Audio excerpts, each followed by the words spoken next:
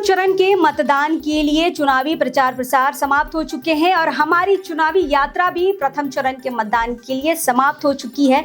इस चुनावी यात्रा में हमने कोशिश की है कि जितने भी 43 सीट है उनमें से जो एसटी रिजर्व सीट है वहां पर जाएं, वहां के लोगों से, वहां के आदिवासियों से उनकी राय को समझें, उनके मुद्दों को समझें।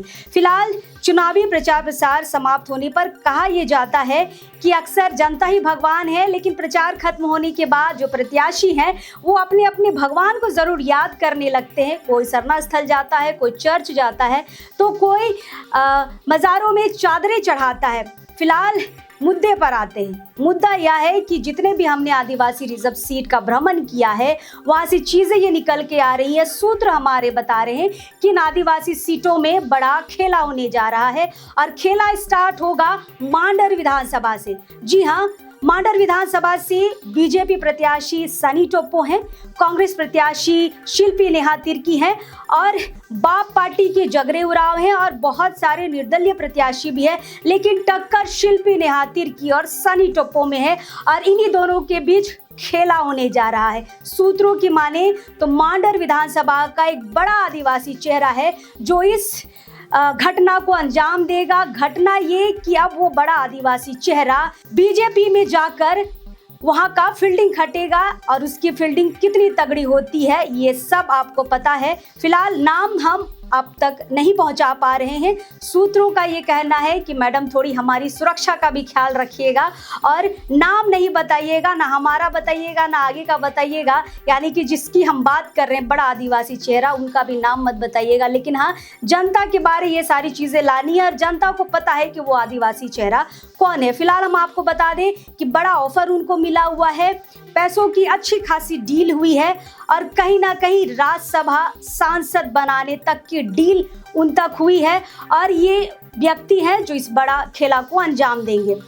फिलहाल हम आपको बता दें कि वो बड़ा आदिवासी चेहरा लोकसभा चुनाव के दौरान बड़ी बड़ी बातें हमारे चैनलों में भी कर चुका है, बाकी चैनलों में भी कर चुका है और उसने ये कहा था कि हम संविधान बचाएंगे, हम गठबंधन को सपोर्ट करेंगे, हम देश बचाएंगे और बीजेपी के हाथ से आदिवासियों को निकालेंगे।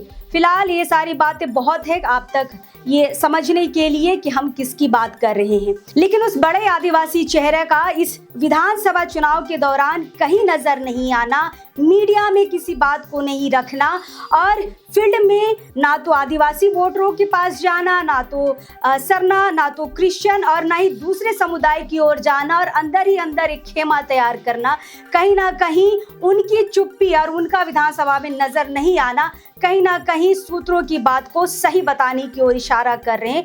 हम आपको बता दें कि इस मांडर विधानसभा में बंधु तिर्की ने लंबा राजनीति पारी खेला है और उसके बाद उनकी बेटी यानी कि शिल्पी नेहा तिर्की उपचुनाव के बाद अभी चुनावी रणभूमि में है। सनी टोप्पो भी बढ़िया टक्कर दे रहे हैं, बाकी प्रत्याशी भी लगभग टक्कर के कगार में है। कल चुनाव होने हैं और इस बीच इस तरह की बातों का आना और खेला होने की बात को बोलना कहीं ना कहीं ये बताया जा रहा है कि सरना वोट को यहाँ पे बांटने की बात चल रही है, सरना वोटरों को एक तरफा वोट दिलाने की बात हो रही है। वो वोट किसके तरफ जाएगा ये तो हमें 23 तारीख के बाद ही पता चलेगा जब इस क्षेत्र के परिणाम आएंगे। फिलहाल सूत्र ये बताते हैं कि वो जो बड़ा आदिवासी चेहरा है वो इस बार बीजेपी की तरफ से है, बड़ा पैसा ले चुका है और साथ ही साथ राज्यसभा सांसद बनने की ओर अग्रसर है। अगर बीजेपी सत्ता में आती है तो और सत्ता में आने के लिए मांडर विधानसभा से बीजेपी को निकलना बहुत जरूरी है। इस बात में कितनी सच्चाई है ये तो हम आपको नहीं बता पाएंगे, लेकिन सूत्र ने अपनी सुरक्षा का भी बात हमें बताया है कि हम भी बहुत डर डर के आपको ये बात बता रहे हैं मैडम, तो हमारी सुरक्षा का ख्याल रखिएगा। फिलहाल हमें ये लगता है कि मांडर विधानसभा की जो जनता है बहुत समझदार है, किसी जाति पाति में नहीं आके ये सिर्फ विकास की बात करती है और विकास के लिए ऐसे प्रतिनिधि, ऐसे उम्मीदवार का चयन करेगी जो उसके लिए, उनके मुद्दों के लिए हमेशा खड़ी रहेगी। फिलहाल सनी टोप्पो, शिल्पी नेहा तिर्की, जगरे उरांव या फिर सीपीआईएम की प्रत्याशी हैं कीर्ति सिंह मुंडा जो सुभाष मुंडा की पत्नी भी है और बाकी प्रत्याशी जो निर्दलीय हैं उनमें से वहां की जनता किसे चुनेगी ये तो देखने वाली बात है, क्योंकि कल वोटिंग होने हैं।